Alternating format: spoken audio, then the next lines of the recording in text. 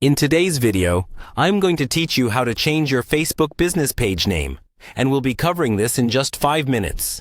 Whether you've rebranded your business or you simply want a fresh start with a more relevant name, I'll guide you through each step to ensure your page reflects your new identity. First, you'll want to log into your Facebook account where your business page is linked.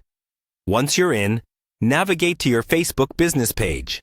This is your page's main hub, where you manage posts, interact with customers, and, most importantly, change key settings like your page name. Next, direct your attention towards the top right corner of your page where you'll find the Settings option. Clicking on Settings will open up a panel with various management options for your page. Don't let the plethora of choices faze you.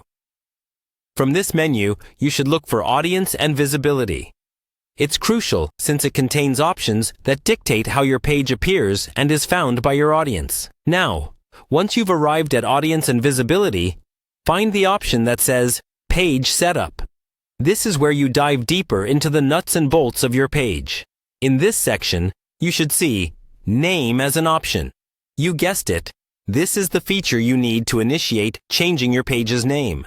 Click on Name next, and you'll be led to another option labeled Edit.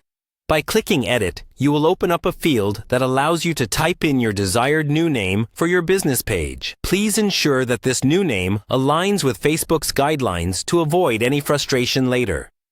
After entering the name you wish to change to, click Continue. Here, it's vital to double-check the spelling and accuracy of your new page name, because this next step commits your choice.